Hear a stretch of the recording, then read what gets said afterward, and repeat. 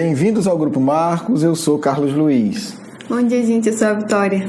Hoje a gente começa o nosso segundo módulo.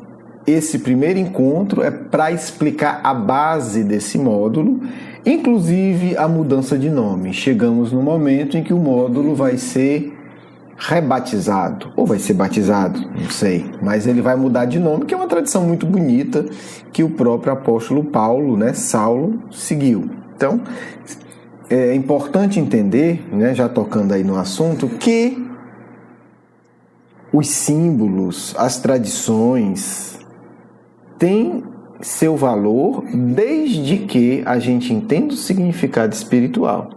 Mudar de nome por mudar de nome não faz sentido. Agora, se você resolve mudar de nome porque na sua tradição, e isso você sente profundamente como verdadeiro, simboliza uma mudança de vida, é muito bonito, Não há problema nenhum. Os cristãos fizeram isso, Paulo fez isso. É importante entender que não é o ato externo, é o significado profundo para o indivíduo. Tem muito a ver com o tema. Então, nós mudamos de nome. O módulo 2, o módulo 2, não fui eu nem o Grupo Marcos. O módulo 2 muda de nome. Ele muda do nome Imigração Espiritual para o nome Doutrina Secreta. Na hora certa. E hoje, o encontro de hoje é para vocês entenderem a relação, não apenas profunda, mas a relação de causa e efeito entre migração espiritual e doutrina secreta. Se a gente não entende a migração espiritual, explicar a doutrina secreta fica muito difícil, falta uma peça para montar esse quebra-cabeça. Então, entender o que é a doutrina secreta de uma forma do seu real valor só dá se a gente entender migração espiritual. A gente pode dizer que a doutrina secreta na Terra é um fenômeno social, no sentido amplo do termo, que só se explica a partir da compreensão da migração espiritual. Vou pegar um exemplo, não uma analogia não tão boa, mas eu acho que ajuda bastante. Por exemplo, se você chega aqui, no Brasil, sei lá, em 1600, 1550, e aí você encontra uma tribo indígena com foices, com facas, você vai dizer, eles não tem como ter produzido isso. Eles não sabem extrair ferro, eles não têm fundição, eles não sabem nada. Como é que esse grupo aqui está com serrote e com faca? O que é isso? Você não tem como explicar. A não ser que você entenda que houve um processo de migração entre Europa e Brasil. Que outros povos que já dominam aquela tecnologia trouxeram e entregaram para eles. Estou falando uma coisa material para facilitar. A doutrina secreta são as reflexões mais profundas, mais amplas, mais sábias sobre as verdades do universo. Não tem como o terreno saber disso. Não tem como, há 20 mil anos atrás, você explicar que alguém da Terra soubesse dessas grandes verdades. Mas elas já existiam e estão provadas. É inegável. É inegável. Vou dar só um exemplo que é o mais objetivo, o mais concreto, que é inegável. As pirâmides do Egito. As pirâmides do Egito, elas têm um alinhamento com estrelas, não vou entrar em detalhe, quem sabe um dia, que desafiam qualquer possibilidade de coincidência. Elas têm todos os principais variantes matemáticas que nós conhecemos hoje. O π, as constantes da natureza, quer dizer, não vou entrar em detalhe, registradas nela. Elas têm as distâncias da Terra para o Sol, da Terra para a Lua. Detalhe, as indicações mais razoáveis apontam que as pirâmides têm pelo menos 15 mil anos. Por quê? Vamos simplificar bastante, depois um dia a gente trabalha isso. porque a pirâmide, inclusive, tem erosão de chuva.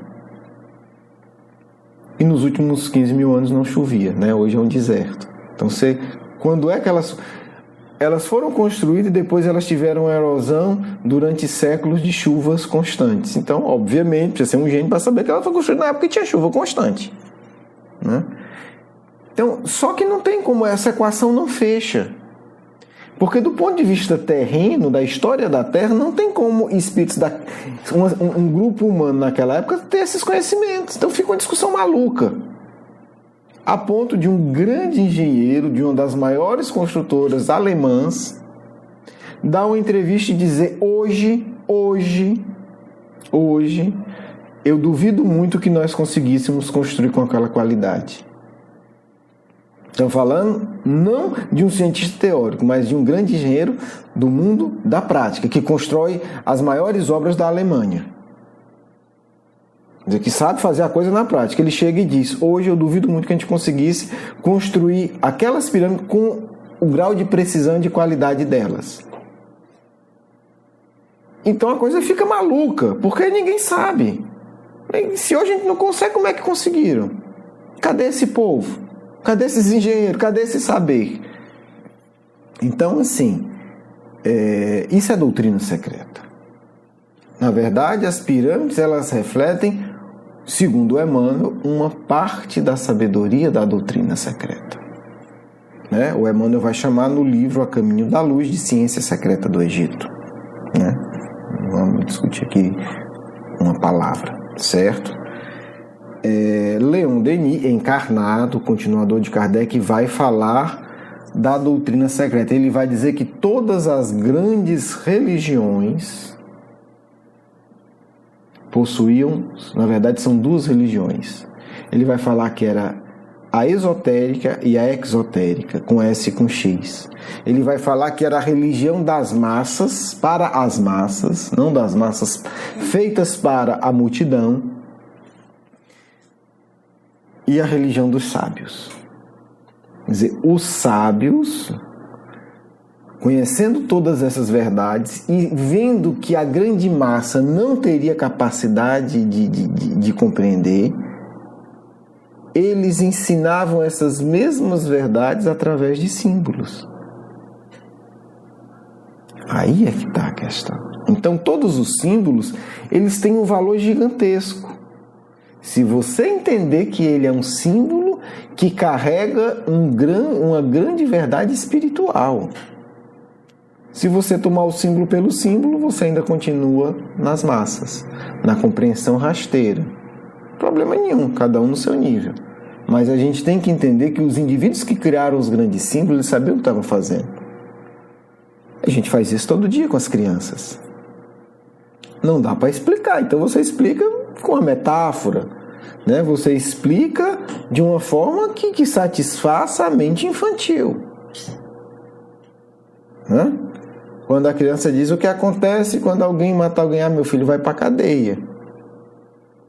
Ok, né? Num país sério, às vezes no Brasil é assim. Ok, está explicado. Mas é isso que acontece de fato? Não, é e não é.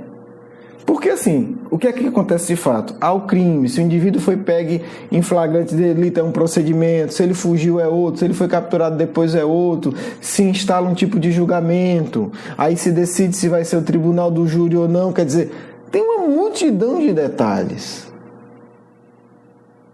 E você diz, ele vai preso. Mas entre o delito, a apuração, o julgamento, a técnica de julgamento, as possibilidades de até ser preso, é um longo processo, é muito complexo. Você não vai contar isso para uma criança. Então você fala a parte mais visível, certo? Então toda vez que a gente explica algo para uma criança, a gente está fazendo o que esses grandes espíritos fizeram com a gente nos últimos milênios. Ensinaram a verdade simbólica. E o maior dos iniciados fez isso também conosco. E ele falou que fez, né? Estamos falando de Jesus. Ele diz: olha, eu tenho muita coisa para ensinar para vocês. Você não pode suportar. Vocês não vão dar conta. Então, tenta entender isso aqui. Tenta entender a parábola da semente, né? do semeador. Tenta entender o símbolo da semente. Tenta entender quando eu comparo o reino dos céus com um grão de mostarda. Tenta entender isso. Depois eu vou mandar alguém para explicar mais. Mesma lógica, gente. Mesma coisa. Em essência. Mesmo princípio. Né? Quando Jesus diz cada um segundo as suas obras, Nossa Senhora, você tem aí um panorama de lei de causa e efeito, de processo evolutivo que engloba a história de muitos mundos. Você tem toda uma realidade do magnetismo que a gente está começando a entender. Né? Então, assim,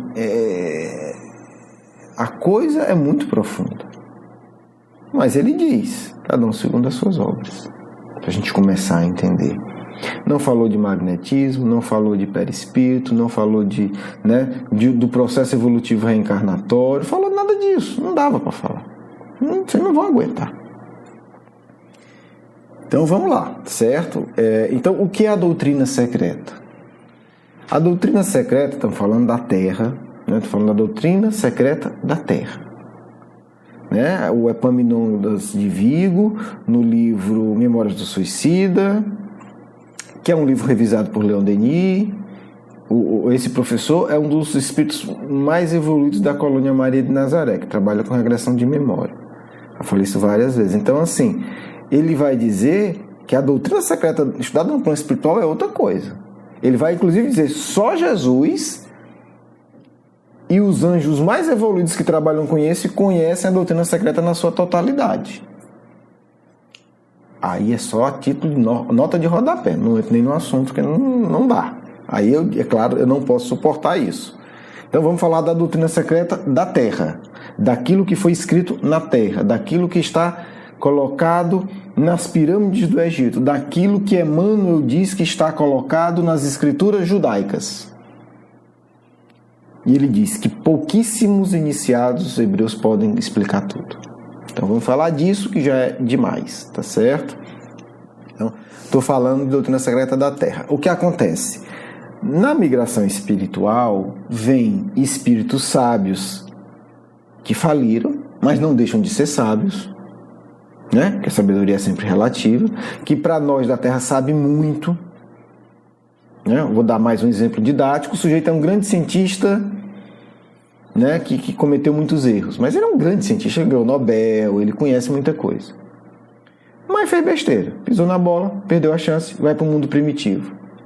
Ora, meu amigo, no mundo primitivo esse sujeito ele é um gênio, e ele está nesse mundo primitivo e depois de 5, 10 mil anos ele se espiritualiza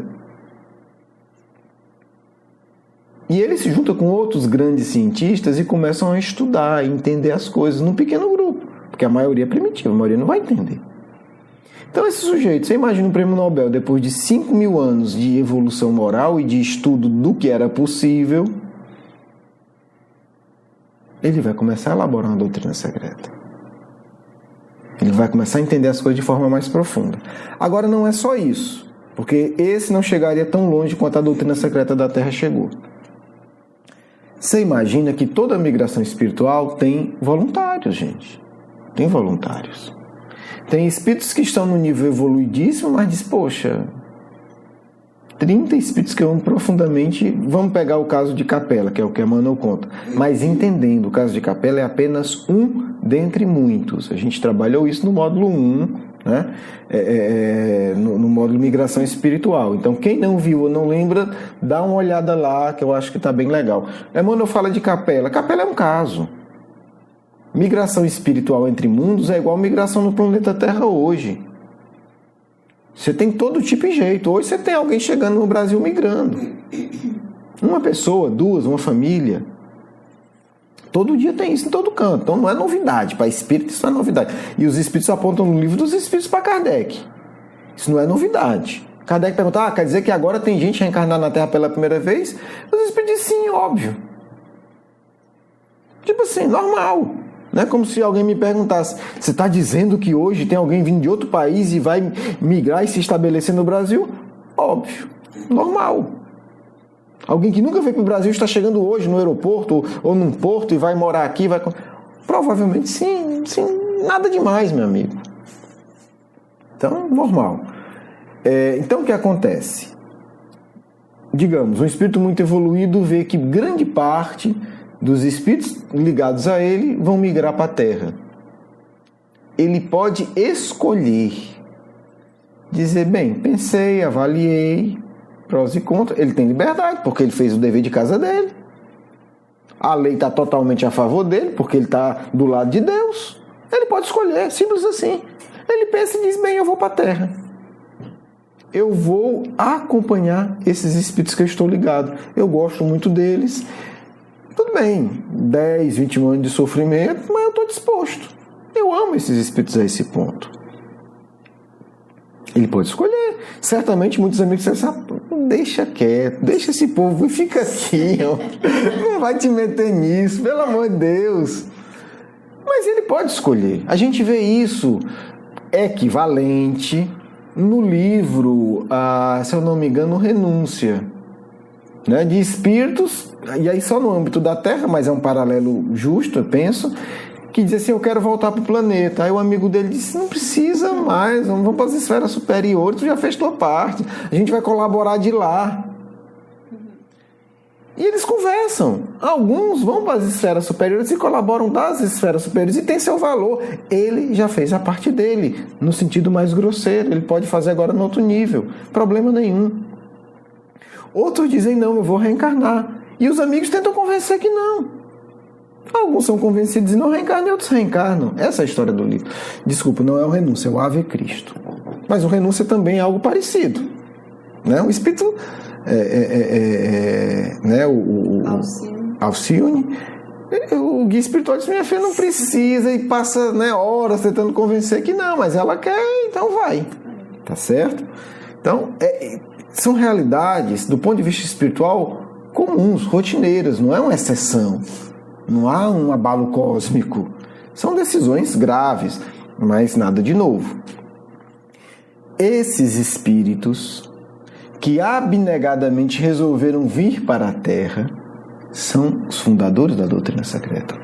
Né? É uma expressão, né, mais do inglês, mas é bonito, né? São os pais fundadores. Né? São os pilares da doutrina secreta na Terra. São esses espíritos.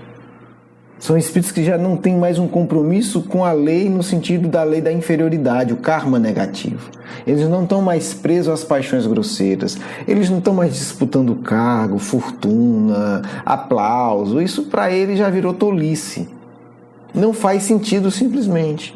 Do mesmo jeito que para a gente não faz sentido se alimentar de carne humana, para mostrar que a gente está devorando o inimigo, é a mesma coisa. Eles olham isso como uma coisa muito parecida. Quer dizer, quando um espírito desse vê a gente disputando para humilhar o outro e para se elevar socialmente, ele sente o mesmo asco, a mesma aversão que nós hoje sentimos em se alimentar de carne humana para poder provar que a gente está devorando o inimigo. A evolução é muito curioso, né? A gente olha e diz, mas carne humana para provar que eu estou devorando o meu inimigo? Mas é muito próximo, né? Da gente, eu vou pisar em fulano, eu vou ganhar dinheiro e vou chegar lá todo arrumado, rico, num carrão para, né, para provar que eu sou melhor do que ele. Ou eu vou humilhar ele publicamente. Alguma coisa do tipo que a gente faz todo dia. Para um espírito desse nível, isso gera uma aversão para ele. Quanto geraria para a gente ver o sujeito comendo o braço do inimigo dele cozido ou assado? Para provar que ele venceu o inimigo, que ele é o bom. Então são espíritos que estão... assim... É outro universo. Quando eu olho para mim, imagino o espírito dele, eu olho para um espírito desse, né, olho no sentido da percepção psicológica, é outra coisa. Né? Não é que ele... É porque a gente às vezes... Não, é porque ele vai sentir a tentação de ser famoso na Terra e vai resistir. Não. Ele tem aversão, meu amigo, é diferente. Carlos, tu está inventando isso de onde? Livro dos Espíritos. Os Espíritos dizem para Kardec: aquilo que dá prazer para vocês nos gera aversão. É isso. Um dia eu vou escrever um livro sobre essa questão, porque é muito bonito do ponto de vista psicológico. Né? Então, assim, não é que a gente goste menos. Né? Não é que a gente acha que não é uma coisa, não é bem feito, não. Pra gente isso é aversão. Tá no meio disso, ser rei, ser famoso, ser a maior fortuna do Brasil, ser a maior fortuna do mundo. A gente não quer isso, isso dá aversão, isso é horrível. Isso gera mal-estar. Né? Isso causa náuseas na gente. Não é por aí que a gente fica feliz. Então, assim, não é por aí. Não é que diz assim, eu queria tanto ser o imperador, eu queria tanto ser o professor mais famoso da faculdade, eu queria tanto ser o médico mais aplaudido. Não. Ele não quer isso de jeito nenhum. Isso é tortura. Ok. É pra gente entender um pouco, gente. Eu tô esticando um pouquinho, mas é pra gente ter um pouco de tato, entender um pouco do padrão psicológico dos espíritos que fundam a doutrina secreta na Terra. Né? A famosa história. Você sabe de quem nós estamos falando? O que eu quero é isso. Assim, eu quero que a gente sinta um pouco de quem que a gente está falando. Não de nome, mas assim, do padrão. Do padrão. São espíritos que já estão na outra realidade. Outra realidade. Não faz sentido ser famoso, ser sacerdote famoso, ser médico famoso, ser médium famoso, você não ser... Sabe? Não. É outra coisa. Ok. Então, vamos entender do que é que nós estamos falando. Vou ler um trecho do Leon Denis, que está no livro Depois da Morte, escrito quando ele estava encarnado. Estamos falando do continuador de Kardec. Né? E se vocês já perceberam, quem gosta de algumas observações interessantes, já que estamos falando da doutrina secreta, Leon Denis é um nome que está dentro do nome de Kardec. Legal, não é isso, gente? Esse povo sabe o que faz. Leon Denis está dentro do nome de Kardec. Pega o nome de batismo de Kardec, Hippolyte Leon Denis Arrivail. Pega o Leon e pega o Denis, Leon Denis. Extraordinário, extraordinário. Coincidência. Esse povo sabe o que faz. Quer dizer, Leon Denis é o continuador de Kardec. Se alguém tinha dúvida que ele era o continuador, eu acho que isso esclarece. Além de toda a vida e obra dele, obviamente. Então, Leon Denis, continuador de Kardec, ele vai escrever o seguinte: em resumo, a doutrina secreta, mãe das religiões e das filosofias, reveste aparências diversas no decorrer das idades, mas sua base permanece imutável em toda parte. Nascida simultaneamente na Índia e no Egito. Como é que ele sabia disso? Eu não sei. Porque o Emmanuel fala, mas o Emmanuel está desencarnado. O Emmanuel vai falar isso. Das duas grandes civilizações da Terra, a Índia e o Egito. Né? Vamos lá. Nascida simultaneamente na Índia e no Egito, passa daí para o Ocidente, com as ondas das migrações. A gente vai já tratar disso, vai dar tempo, que eu vou correr um pouquinho. Encontramos-la em todos os países ocupados pelos celtas. Allan Kardec foi um sacerdote celta. O nome Allan Kardec é o nome de uma encarnação de Kardec como sacerdote celta. Né? Mas Kardec tem nada a ver com doutrina secreta, iniciação, ele bota o nome de Allan Kardec que ele tinha outro. Nada a ver, né? Nada a ver, coincidência também. Oculto na Grécia pelos mistérios. Ela se revela no ensino de mestres tais como Pitágoras e Platão, debaixo de formas cheias de sedução e poesia. Os mitos pagãos são como um véu de ouro que esconde em suas dobras as linhas puras da sabedoria délfica. Ele está falando do oráculo de Delfos, que Sócrates respeitava profundamente. Né? Então, assim, Estamos construindo uma base, gente. Hoje a gente vai construir uma base, porque depois a gente vai mergulhar fundo na doutrina secreta. Então, vamos entender isso. É fundamental para que a gente não perca o norte e não ache que a gente está inventando coisa. Leon Denis, no livro Depois da Morte, um livro, graças a Deus, muito, muito fácil de achar na internet. Né? Escreve Leon Denis, Depois da Morte, o livro aparece. Então, editado pela FEB, está aí disponível para vocês aí na internet também. Ok. Agora vamos construir aqui a linha, a partir do Leon Denis dialogando com Emmanuel. Então, a sede da doutrina secreta é a Índia e o Egito. Ok. Do Egito, a doutrina secreta passa para a Grécia. Todo mundo sabe historicamente que a Grécia é herdeira do Egito. Todo mundo sabe historicamente que Pitágoras, né, que era um jovem riquíssimo, inclusive, usou todos os seus recursos, mas ele era muito mais do que isso, porque no Egito não tinha negócio de dinheiro, né, para conseguir as iniciações egípcias. Teve uma iniciação que ele teve que se preparar 20 anos. Então, não é porque o papai é rico, tá bom. Você se prepara 20 anos e tem que passar no teste, porque se não passar no teste também não vai. Tá certo? Então, assim, não estamos falando de brincadeira. Ele vai levar isso para a Grécia. Só que lá era também secreto. E o secreto aqui é o seguinte, é proibido quem sabe falar. Algumas iniciações, se não passasse, o sujeito morria. E aquele que soubesse e comentasse qualquer coisa era morto. Conta-se de uma figura, vou resumir bastante, só para vocês terem ideia da gravidade. O sujeito que passou por iniciação lá na Grécia, em Delfos, encheu a cara e em praça pública fez alguns gestos que ele viu na iniciação dele no oráculo. Alguns gestos.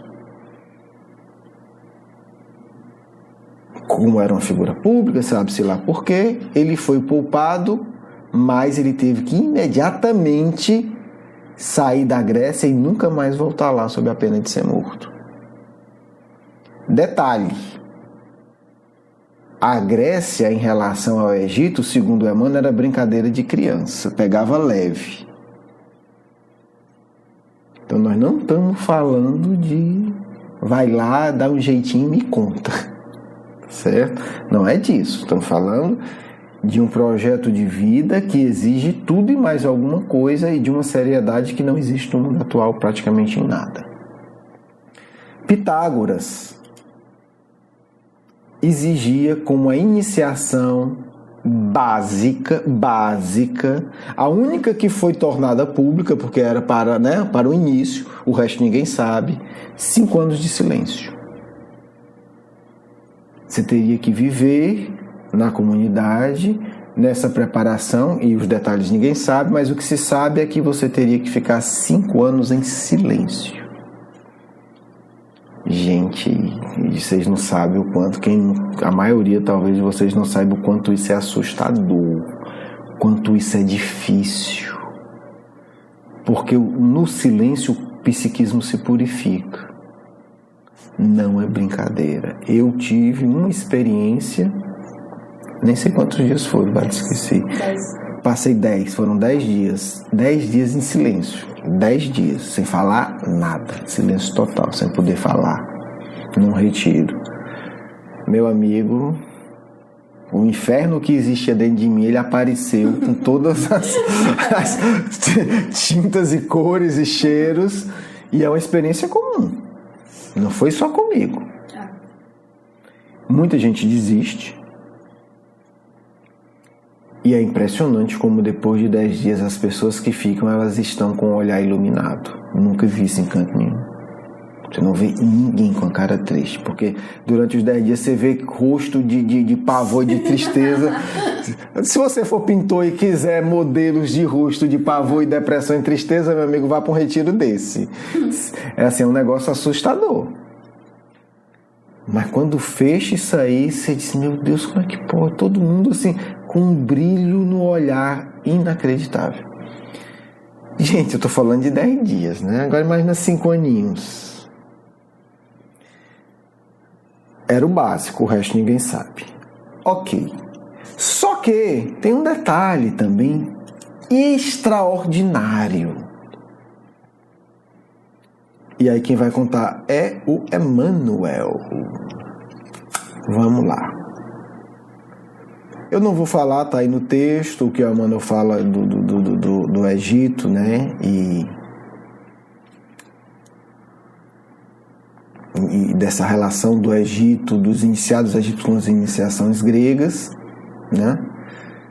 Então o Leon Denis não erra, porque hoje se reconhece que a Grécia, né, como a fonte da filosofia e da ciência ocidental, mas a Grécia foi buscar isso na doutrina secreta do Egito e é uma pálida experiência, um pálido reflexo da verdadeira doutrina egípcia. Mas o Emmanuel vai fazer uma ponte aqui que é histórica também, não é só a ideia do Emmanuel não, né? A gente tem fundamento histórico. Ele vai dizer o seguinte no livro A Caminho da Luz, Judaísmo e Cristianismo. Estudando-se a trajetória do povo israelita, verifique-se que o Antigo Testamento é um repositório dos conhecimentos secretos dos iniciados do povo judeu. Aí a gente diz, mas o Leon Denis falou que as duas fontes da doutrina secreta é Índia e Egito. Que história é essa que o Emmanuel está contando aqui, né? E que somente os grandes mestres da raça poderiam interpretá-la fielmente nas épocas mais remotas. Eminentes espiritualistas franceses, nos últimos tempos, procuraram penetrar os seus obscuros segredos e, todavia, aproximando-se da realidade com referência às interpretações, não lhe foi possível solucionar os vastos problemas que as suas expressões oferecem. Vamos lá, vai ficar mais interessante agora. Vou ler 2 parágrafos mais. Os livros dos profetas israelitas estão saturados de palavras enigmáticas e simbólicas, constituindo um movimento parcialmente decifrado da ciência secreta dos hebreus. Contudo, e não obstante a sua expressão esfingética, estamos falando da esfinge, é no conjunto um poema de eternas claridades. Os seus cânticos de amor e de esperança atravessam as eras com o mesmo sabor indestrutível de beleza e crença. Né? Quando a gente fala indestrutível, estamos falando da doutrina secreta. É por isso que, a par do Evangelho, está o Velho Testamento, tocado de clarões imortais para a visão espiritual de todos os corações. Uma perfeita conexão reúne as duas leis, que representam 2 etapas diferentes do progresso humano. Moisés, com a expressão rude de sua palavra primitiva, recebe do mundo espiritual as leis básicas do Sinai, construindo desse modo o grande alicerce do aperfeiçoamento moral do mundo. E Jesus, no Tabor, ensina a humanidade a desferir das sombras da terra o seu voo divino para as luzes do céu. Lá na frente, vamos agora ler esse último parágrafo, que ele é revelador. O que o Emmanuel está dizendo é que o Antigo Testamento ou o Velho Testamento, ele tem a doutrina secreta, de forma enigmática e simbólica, e que ele ainda, ele está dizendo que ele tem o sabor indestrutível de crença e beleza. O que ele está dizendo? Não está desatualizado e nem vai ficar, se você entender ele como revelação enigmática da doutrina secreta, e que ele está ao lado do Evangelho. O Evangelho está mais alto, mas ele está ao lado, está conectado. Aí tudo bem, até agora fica a questão, mas que relação é essa do Egito e da Índia com os iniciados judeus? Quem é esse povo? É outra migração espiritual? De onde é que eles tiraram? De onde eles tiraram? E aqui o Emmanuel mata a charada com dado histórico. Não é com a acrobacia interpretativa espiritual, não. O grande legislador dos hebreus, e isso é reconhecido pelos judeus, a mesma figura, trouxera a determinação de Jesus, antes de Jesus vir ao mundo, com respeito à simplificação das fórmulas iniciáticas, para a compreensão geral do povo, A missão de Moisés foi tornar acessível ao sentimento popular as grandes lições que os demais iniciados eram obrigados a ocultar. E, de fato, no seio de todas as grandes figuras da antiguidade, destaca-se seu vulto como o primeiro a rasgar a cortina que pesa sobre os mais elevados conhecimentos, filtrando a luz da verdade religiosa para a alma simples e generosa do povo. Tá, mas não respondeu nada aqui, né? Não, né? Qual é a relação? Muito simples. Muito simples. Historicamente se sabe que Moisés foi um grande iniciado egípcio. Moisés foi beber na fonte. Moisés teve acesso a todas as informações da doutrina secreta egípcia. E como um espírito extremamente evoluído, ele entendeu tudo. Ele passou pelas iniciações e teve acesso a tudo. Então, assim, podemos dizer que tanto Grécia quanto, o povo hebreu são herdeiros e legítimos representantes da doutrina secreta egípcia. Obviamente, a missão de Moisés é muito parecida,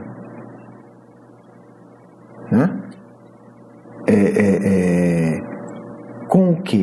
Com a missão daquele que tem uma compreensão muito profunda e tem que pegar todo aquele saber e expressar de forma verdadeira, mas simplificada. Essa é a missão de Moisés. Como coloca Emmanuel e como a história prova. O Moisés era filho adotivo do faraó. Então o sujeito tinha pai faraó e tinha todas as capacidades de passar nas iniciações. Resultado, ele soube tudo. Ele aprendeu tudo. Ele vivenciou tudo. Então, o Cristo escolhe para estruturar a sabedoria do povo judeu, Moisés. Que para os judeus é o maior cabalista de todos os tempos. E o que é a Cabala? A Cabala é uma parte da tradição judaica. Estamos falando de um saber histórico, secreto. A Cabala, na nossa linguagem, a gente pode dizer que ela guarda a doutrina secreta do judaísmo. É a parte mais espiritualizada, é a parte do saber mais profundo, mais intenso, mais forte. E sempre foi um saber secreto. Graças a Deus, as coisas vão se modificando, porque o Cristo vai querendo, nos dar a possibilidade de conhecer. Cabala significa tradição recebida, a revelação recebida. Então, é aquilo que foi recebido. Tipo doutrina espírita, Foi recebida. Tem o trabalho intelectual de Kardec, mas a fonte dela não está no mundo material. Isso segundo a definição dos cabalistas. E por que nós temos acesso? Porque em 1698, um rabi conhecido como Rabi Israel, que também era conhecido como Baal Shem Tov, ele, um dos grandes rabis da história, do povo judeu, reconhecido por ele. Isso aqui é a história, estou pegando fontes legítimas do judaísmo. Ele criou um movimento, um esforço, como ele chama, chamado Hassidismo. E a proposta do Hassidismo era divulgar essas verdades espirituais. Então, graças a esse espírito em particular, e obviamente todo um movimento que tem apoio do mais alto, hoje a gente tem acesso a muita coisa da Cabala. Certo? Então, aquilo que foi pegue no Egito pelas mãos de Moisés, aquilo que foi passado de geração a geração do povo hebreu, e que persiste, né, e que progride na sua evolução e na sua reflexão até hoje, foi dado acesso graças, né, ao Hassidismo. Então não estranhe que a gente vai fazer a opção agora, né? Os nossos próximos 9 encontros, eles vão ter como fundamento as reflexões da Cabala, sem desmerecer nenhuma outra, né? É possível fazer as reflexões da doutrina secreta, como nós colocamos aqui, a partir da sabedoria grega, a partir dos mitos gregos, né? É uma outra área de saber, uma outra forma de se chegar à doutrina secreta. Da mesma forma que nós, o Emmanuel coloca isso também no Caminho da Luz, podemos fazer isso por meio de um estudo aprofundado do hinduísmo. São todas igualmente legítimas, porque são expressões diversas da mesma essência. Né? Por que optamos pela Cabala? Primeiro, porque ela está mais perto da gente. Né?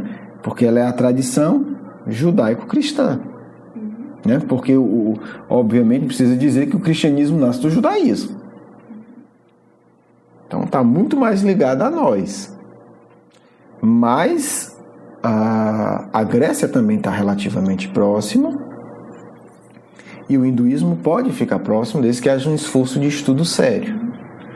Como não há capacidade minha de estudar tudo isso com o mínimo de seriedade, né, e não adianta ficar repetindo, e porque a tradição que está mais diretamente ligada ao Cristo, isso obviamente pesa profundamente, a gente vai se aplicar nisso.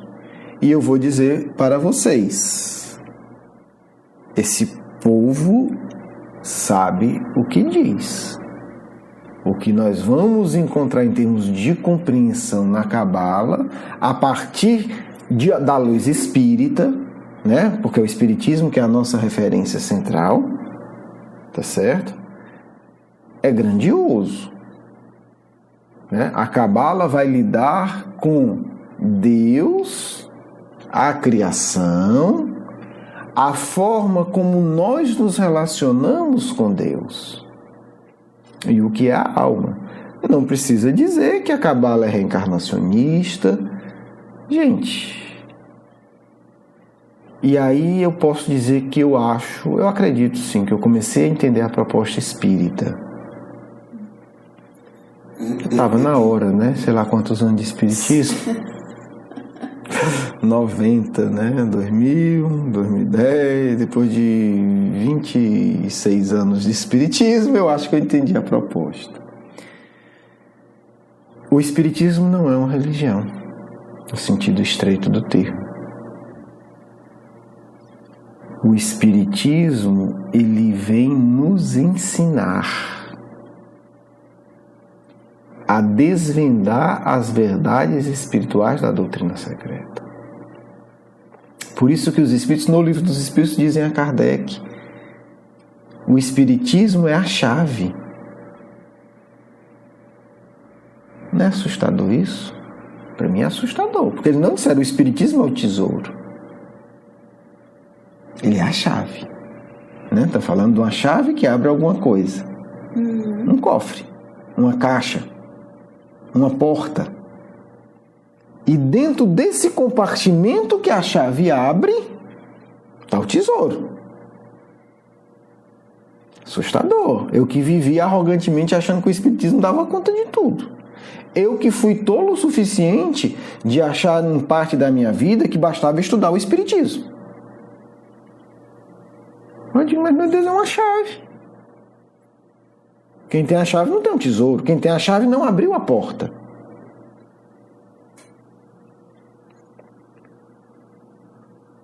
É a chave.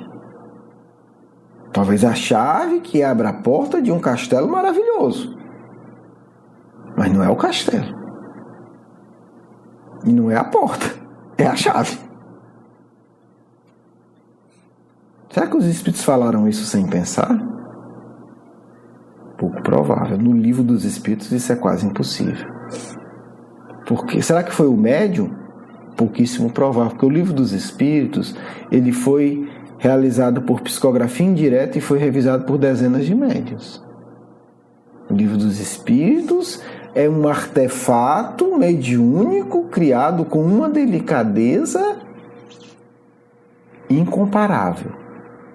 Eu nunca vi nenhum livro mediúnico na história toda do Espiritismo e fora do Espiritismo, eu nunca vi um livro mediúnico ser realizado com tanto critério, gente. Não há, eu desafio.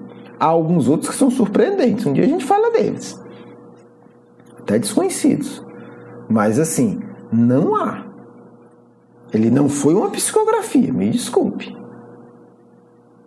Ele foi um livro avaliado por Kardec, de psicografia indireta de dezenas de médios e ainda checado com outras centenas de médios por psicografia direta de centenas de lugares. Então assim, gente, o Livro dos Espíritos é um negócio assim que a gente tem que... Até o símbolo do Livro dos Espíritos, né, que é a parreira, aquele ramozinho de uva, do pé de uva, foi desenhado mediunicamente. Então, sabe, aquela coisa que você diz, meu Deus, é um critério, é uma sutileza, é um carinho excepcional. Então, assim, nós vamos adentrar a partir do próximo encontro, vamos ter 3 encontros tocando no tema Deus, a partir deste diálogo. A base é o Espiritismo, né? A chave é o Espiritismo, a porta que a gente vai tentar abrir é a porta da doutrina secreta, chamada, né, por via da Cabala. A gente vai chegar na doutrina secreta com a chave do Espiritismo abrindo a porta da Cabala. Vamos ver até onde a gente consegue, mas a tentativa é essa, tá certo? Bem, meus amigos e amigas, né? Assim, fizemos essa longa reflexão em busca de mostrar para vocês, né, uma base para tudo que a gente vai fazer nos próximos 9 encontros, né? Eu sei que culturalmente pode ser um pouco chocante porque, como eu falei, ao longo do caminho eu passei, né, por essas reflexões, né? E provavelmente se eu escutasse essa argumentação, sei lá, nos meus primeiros 5 ou 10 anos de espiritismo, eu não sei como eu reagiria. Com certeza eu acharia estranho, não sei se eu concordaria ou não, mas seria um choque, né? Porque na minha cabeça o espiritismo simplesmente explicava tudo e estudar outra coisa era perda de tempo. Bem, fica a minha compreensão para quem pensar assim, não há nenhum problema. Vamos agora para a nossa segunda parte e iniciamos uma nova etapa com a bênção de Deus e dos bons espíritos. Um grande abraço. Começamos um novo módulo. É importante que os estudantes entendam a necessidade não apenas de nos ouvir, mas de lerem os textos, meditarem e se perguntarem com toda a honestidade qual o sentido de suas vidas, o que verdadeiramente desejam, o que realmente querem, porque a iniciação tem por base a busca central do indivíduo. Por isso, apenas aqueles que alimentam esse desejo central de crescimento para Deus, de tornar-se verdadeiramente melhor e mais poderoso, para que possa efetivamente servir ao mundo em nome de Jesus, extrairão a seiva verdadeira que estamos aqui a ofertar. Porque apenas os que se dedicam com seriedade se tornarão dignos de serem acolhidos no mais alto durante o período do repouso do corpo físico. Aos outros, os símbolos indecifráveis. Aos outros, a preparação para um futuro incerto, porque agem como preguiçosos que não dedicam-se a despertar em seu íntimo a chama do amor. Comecemos. Muito obrigada pela sua presença hoje, amigo. A nossa dúvida sobre o tema é a seguinte: qual é a importância de se estudar a doutrina secreta e como o Espiritismo pode nos ajudar nesse estudo?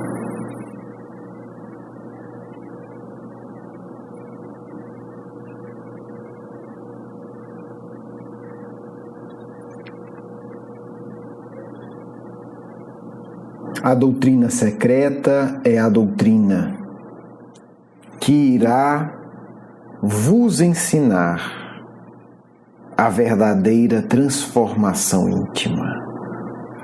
O Espiritismo é a base posta por aquele mesmo iniciado antigo que volta ao mundo para vos auxiliar mais uma vez aos espíritos revoltados de outrora que se tornaram, por conta da revolta, inaptos a compreender as grandes verdades. O Espiritismo vos dará a capacidade de entender a doutrina secreta, porque a doutrina secreta tem como objetivo último a transformação íntima do ser. Entender isso é indispensável. Os segredos antigos não eram os segredos técnicos da ciência, embora também estivessem na doutrina. Mas todo o saber, tudo o que era informação e conhecimento, devotava-se a orientar o indivíduo em sua transformação íntima. Por isso a doutrina secreta pode ser expressa em templos dos mais variados. Por isso a doutrina secreta pode ser expressa em danças as mais variadas. Por isso a doutrina secreta pode ser expressa em mitos os mais variados. Por isso a doutrina secreta pode tornar-se poesia de inúmeras formas. São expressões. Por isso a doutrina secreta pode tornar-se expressões diversas dos diversos tipos de ciência que existem no mundo. Mas tudo isso são meios, tudo isso são caminhos. Por isso, o grande iniciador do planeta vos afirma: eu sou o caminho. São caminhos. São caminhos diversos que se sintetizam no Cristo, que é o caminho. São as pequenas ruas que indicam a imensa avenida, que é o Mestre. Mas ainda assim, se fala de caminhos. O próprio Mestre não se colocou como o fim, como a finalidade.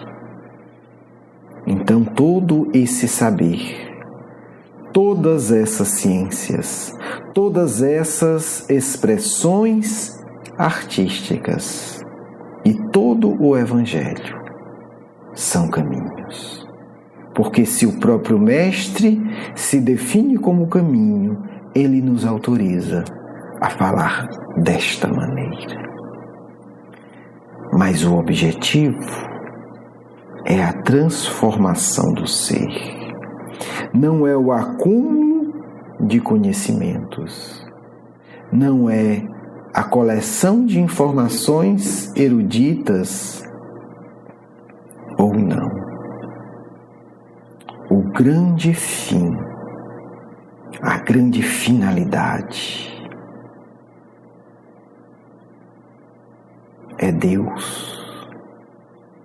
E apenas se chega a Deus pela transformação íntima. a transmutação dos elementos psíquicos. É necessário. O Espiritismo para as massas já foi dado ao mundo. É hora do Espiritismo transformador, transmutador. É hora do Espiritismo que Kardec chama o Espiritismo psicológico. O Espiritismo que prioriza a transformação íntima, sincera e verdadeira. O Espiritismo que é capaz de conduzir a doutrina secreta para que ela transforme o cerne, o centro, o núcleo do indivíduo. Portanto, meus amigos e minhas amigas, o nosso convite em nome da doutrina secreta não é de um curso de saber, é de um curso de transformação psíquica. Porque posso vos ensinar isso. Todas as iniciações da doutrina secreta não eram testes, como são os vossos vestibulares e concursos, e não eram provas de resistência física, mas eram processos de transformação. Porque sabíamos que o indivíduo que não fosse capaz de realizar aquelas transmutações íntimas não seria capaz de suportar os caminhos da doutrina secreta. Não pensem, portanto, na iniciação como um mero teste, uma mera prova. Mas a iniciação em si já era a transformação básica, que se o indivíduo não a realizasse em si, não estaria apto naquele instante para prosseguir com o seu aprendizado. O Espiritismo chega ao ponto em que muitos sentirão a sede da alma, em mergulhar em saberes e em experiências transformadoras. Teremos ao longo deste curso proposições de experiências transformadoras. Por isso alertamos. O Espiritismo, em sua fase psíquica, psicológica, irá exigir de seus sinceros adeptos a coragem daqueles que possuem uma fé inabalável no amor de Deus e na proteção do Mestre, porque os covardes recuaram sempre ante os processos de espiritualização iniciática. Muita paz do vosso irmão e amigo Leon Denis.